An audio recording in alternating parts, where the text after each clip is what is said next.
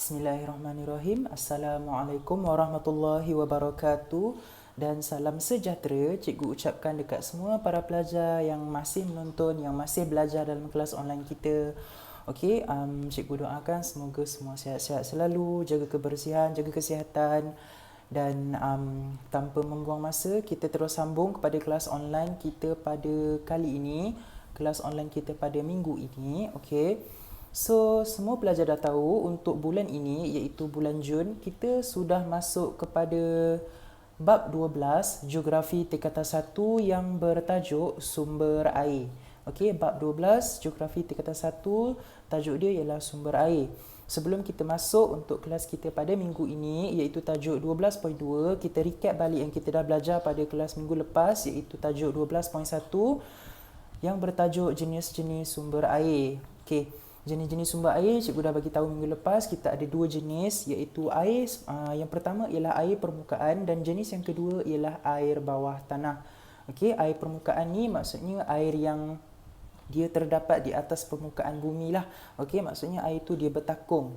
Air yang air bawah tanah pula ialah air yang telah meresap ke bawah tanah dan dia tidak digunakan. Okey, sebab dia dekat bawah tanah, dia terletak di bawah permukaan bumi. Okey, jadi dia dikenali sebagai air bawah tanah. Okey, lepas tu kita tengok pula kepada tajuk 12.1 ni, dia ada bagi tahu dalam proses air hujan turun ni dia mengalami dua proses hidrologi iaitu intersepsi dan juga infiltrasi.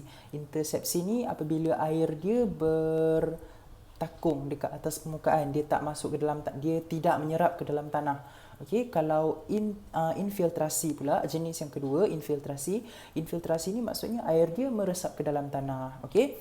Lepas tu dekat tajuk 12.1 ni juga kita dah tengok kegunaan sumber air dekat Malaysia ni banyak kita gunakan untuk apa. Okey, kegunaan apa yang kita gunakan dekat Malaysia ni menggunakan air sungai ke apa-apa sumber air yang bersih lah.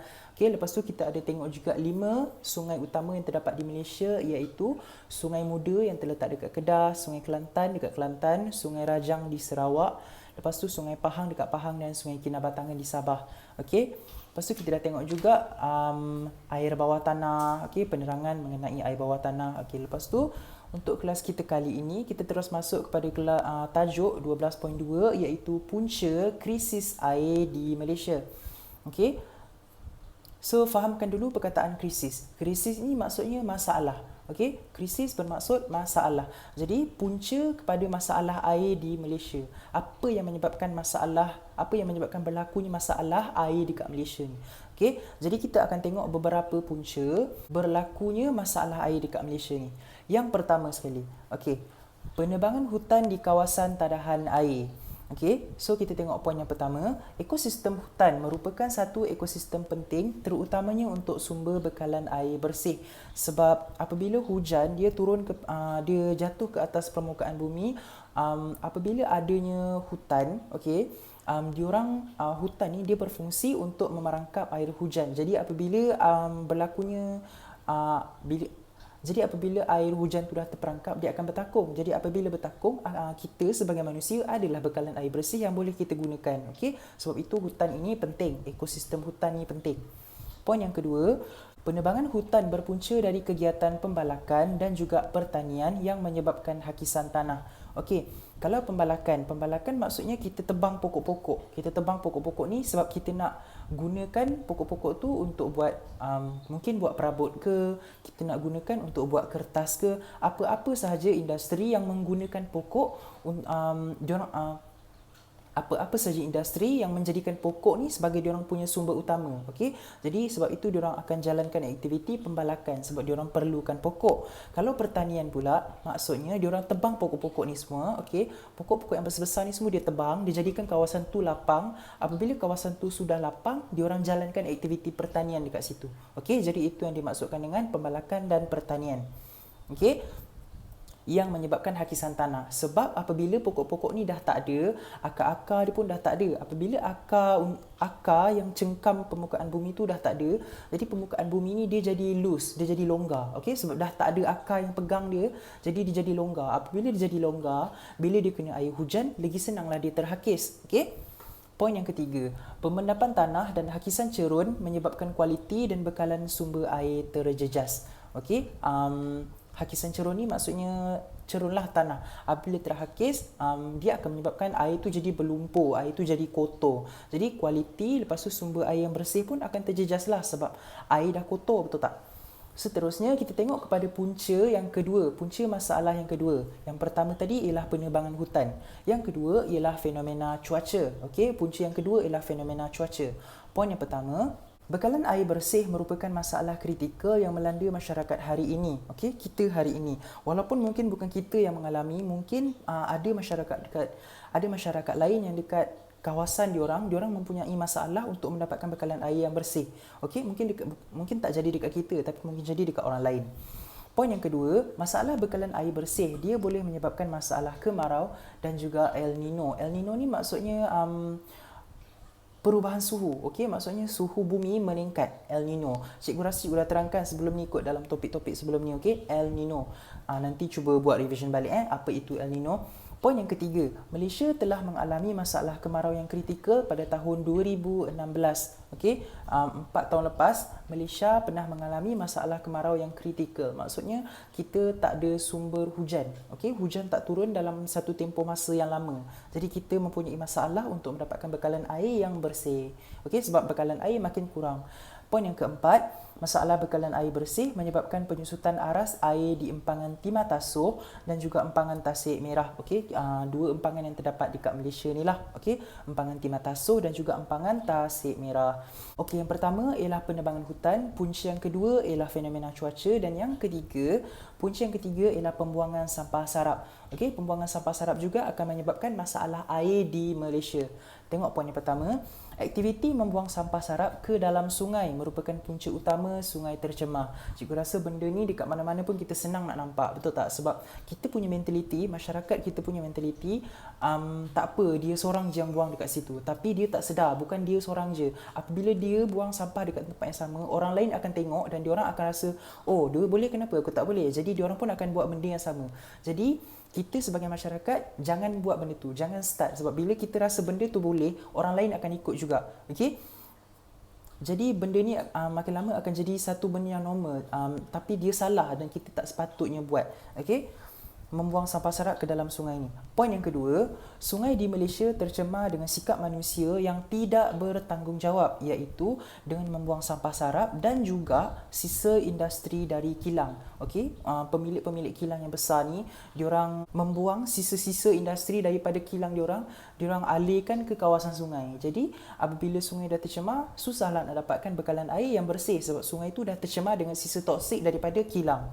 Okey, poin yang ketiga, berdasarkan kajian yang dilakukan pada tahun 2016, sebanyak 229 daripada 473 sungai telah tercemar. Okey, itu macam dah hampir separuh. Okey, hampir 50% daripada sungai dekat Malaysia ni dah tercemar. Okey, mengikut kajian dia.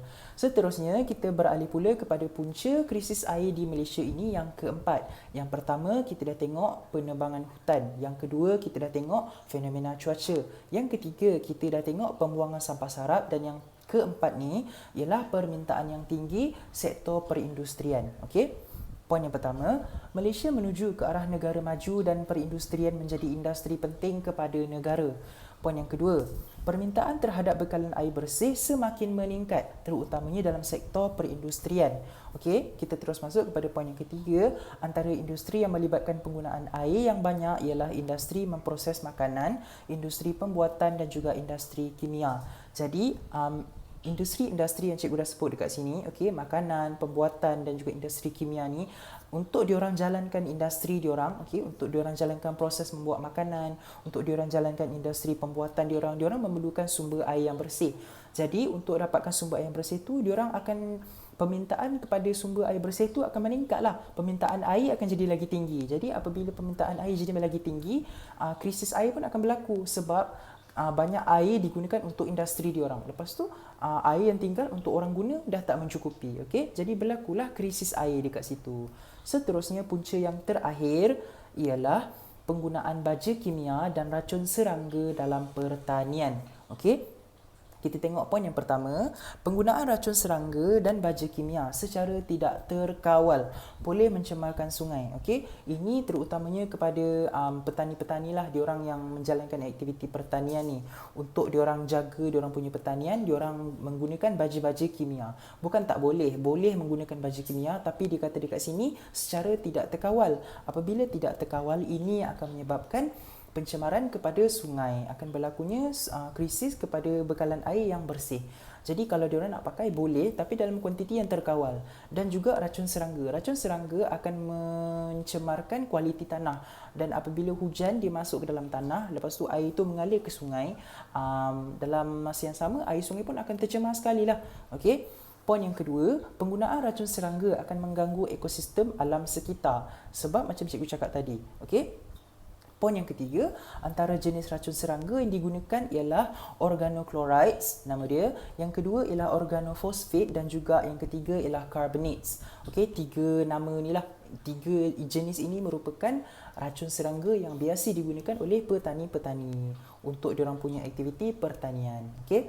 Sebab diorang nak kawal daripada serangga-serangga liar makan diorang punya hasil pertanian, betul tak?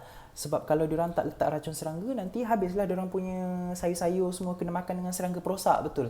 Jadi cikgu rasa sampai itu sahaja dulu untuk kelas kita kali ini. Dan untuk latihan yang cikgu nak pelajar semua buat, cikgu nak pelajar semua buka kepada modul yang dah diberikan ini. Okey, buka modul ini.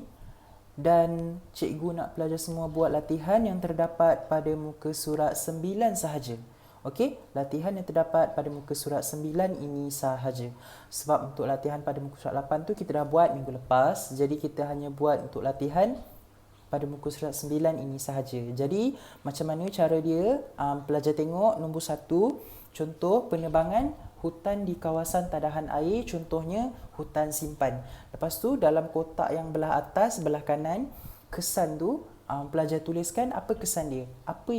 Apakah kesan bila berlakunya penebangan hutan di kawasan tadahan air ni. Okey, macam tu je cara dia. Okey. Jadi kalau ada apa-apa soalan, ada penerangan cikgu yang kurang jelas mengenai topik yang kita belajar tadi, boleh ajukan soalan kepada grup WhatsApp yang dah disediakan. InsyaAllah cikgu akan try jawab. Dan kita akan jumpa lagi untuk kelas akan datang macam biasa, insyaAllah. Assalamualaikum dan salam sejahtera.